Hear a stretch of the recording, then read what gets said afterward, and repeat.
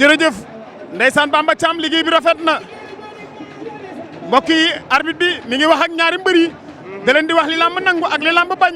nee na leen sifflet moo leen di boole waaye moo leen di tàkkale waaye mbokk yi tey ñu fàttali leen ni journée Diender production la tey ñoom ñoo ñu woon ci bés bi diggante Modou Anta bu Thiès ak ki nga xamante ni moom mooy Alioune Seye numéro 2.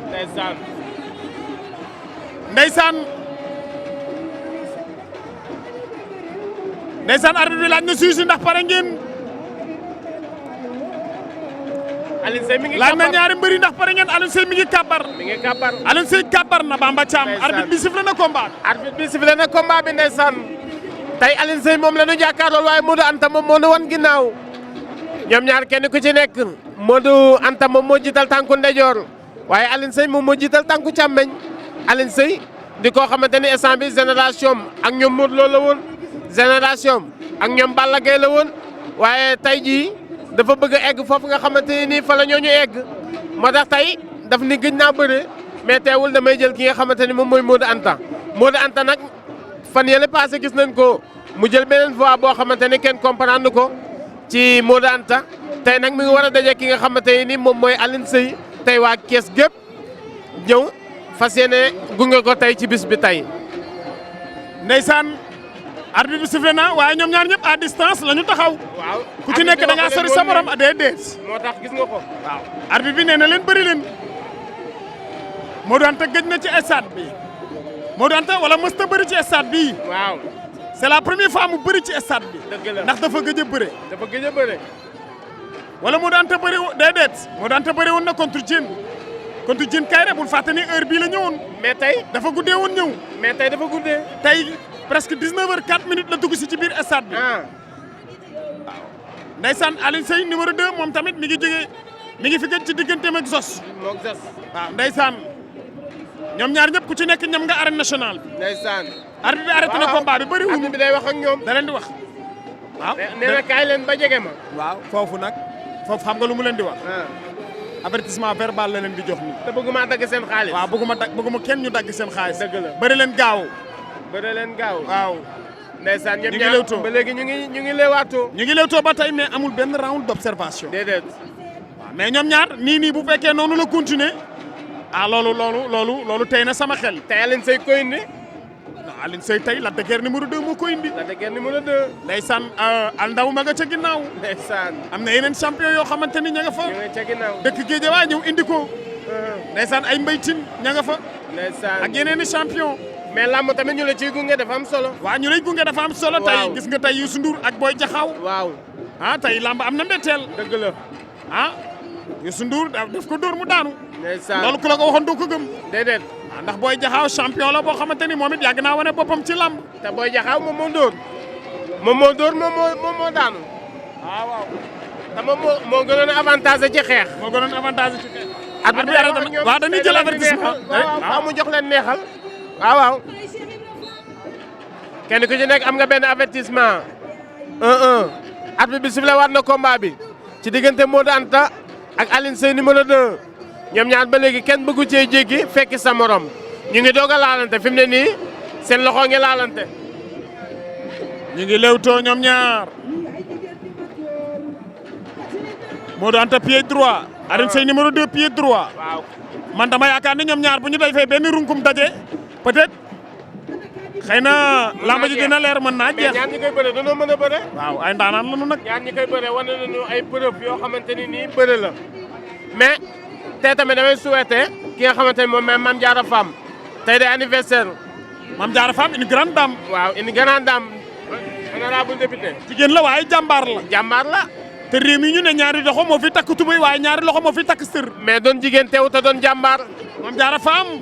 nit ku baax ñu ngi koy souhaité. happy birthday to you Mame Diarra. waaw dundal wéral. sa dund am na njëriñ. comme ni ko Waly Ballago waxee. honorable député Mame Diarra Fam. sant nañ la bu baax nuyu nañu la. kon yal na yàlla defal la jàmm waaye mais gis nga loolu. ndeysaan ñoom ñaar ñu ngi lay waatoo Baye Balla moom. ñu ngi lewtoo ñoom ñaar mais ba léegi amul benn round d'observation. déedéet. ñoom ñaar ku ci nekk yaa ngi ne teg di déglu sa morom di lewtoo. parce que ñoom ñaar kenn ku ci daan moo la jig. kan mooy diriger wala kan mooy njëkk a dem ndax Alioune Seye numéro 2 dafay dem mi ngi teg ay pas di jege si. waaw wala mu doon sama mooy dem. ñu xool ba xam naka la foo nent di mu jékki gëtëm. Alioune Seye mépp na waaye demul. Alioune Seye mépp na waaye demul. ndax combat la boo xamante ni combat calcul la. ndax ñaan ñu mën a bëre lañu. kenn ku ci nekk daje nga ak ndaanaan. ki daje na ak Bathie Seras waaye kee daje na ak Modou Lo. muy combat boo xamante ni combat bu am solo la arbitre bi day jóg. arbitre arrêté na combat bi da leen di woowaat. moytu leen jël deuxième avertissement. waaw nee na leen bëriwu leen a. lii est-ce que baax na ci Modou Anta. non non lii baaxul. guddee ba pare ñëwaat ñu lay avertir mu yàggee dina doy waar. Modou Anta tey heure bi mu dugg si ci biir combat ci biir stade bi jaaxal na ma trop. doy na waar ñu bëri demoon nañ ba yaakaar ni du ñëw. te Modou Anta mujjul tuus ah. tuus bu gàtt. ndeysaan ñoom ñaar ba léegi ñu ngi leewaatoo Alioune Seye léeg-léeg mu dagg leewtoo bi. Anière ñëwaat ñoom ñaar waaw day bëgg a changé làmb ji day bëgg a changé bëre Alioune Seye numéro 2 moom mi ngi dox di jëm ci Modou Anta ngi ni teg léeg-léeg mu Anière ndeysaan mais làmb fii day garaaw bay bal la waaw non fii boo xalaatee say jege ñaale xalaat préparation xalaat li nga sonne ci combat bi xalaat say supporters ñoom ñëpp ni teg non yow tamit maanaam expérience nga war a demee xel nga war a demee. mais bis dafa metti boo gisee mbër mu dul entraîné wala nga gis mbër moo xamante ni nii day gaaw a bàyyi gis mbër moo xam ne du entraîné loolu da ngay xam ne xamoo ñi si ginnaaw la ñuy daj mais boo na xalaatee lu bëri di nga ko bàyyi daal di góorgóorlu. mais Alioune Seye mi ngi dox Alioune Seye waaw. Modou Anta mépp bi arrangé wu ko day bañ mu mépp moo tax da koy fël. ñoom ñaar ñu leewaatoo waat. mais nag Modou Anta na mooy tukku wu Alioune Seye numéro 2. mais est-ce que xam nga ne Alioune Seye da koo bëgg a natt dóor ko benn coup. waaw parce que kuwam moom baaxul de. moom la joxoon Issa Pouye. jox na ko fi Zos. jox ko Zos. gis nga loolu. waaw man ànd naa ci Modou Anta Anière bi muy Anière. boo xoolee Alioune Seye numéro 2 moo ko ëpp relance. moo ko njool moo ko ëpp relance. waaw gis nga loolu korba waaw kor bi. kor bi waaw kor bi dama la ko wax kor bi moytul ma ko Alioune Seye numéro 2 maa la ko wax yàgg naa la wax loolu boppam la ko dóor mu daanu moytul ma ko Alioune Seye numéro 2 nee na lépp yàlla la nee na lépp yàlla la nee na du moom yàlla la mais da nga ko dóor mu daanu sant yàlla rek